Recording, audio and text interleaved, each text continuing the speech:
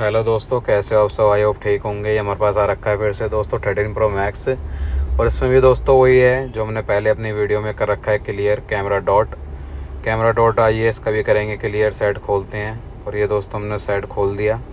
खोलने के बाद दोस्तों हमने निकालेंगे इसका कैमरा निकालने के बाद इसको इसके वेंटिलेटर पर ले आके, जो कि हमारा कैमरा स्टैंड होता है, कैमरा स्टैंड पे ले जाके इसको करेंगे रिपेयर। दोस्तों रिपेयर में खाली इसमें डस्ट होती है, वो क्लीन करनी होती है। और वो दोस्तों हमने कर दी क्लीन अच्छे से। पैक करने के बाद आइए देखते हैं क्या होता है। और ये देखिए दोस्तों, हमारे 3x मोड में कैमरा डॉट हो चुके हैं क्लियर।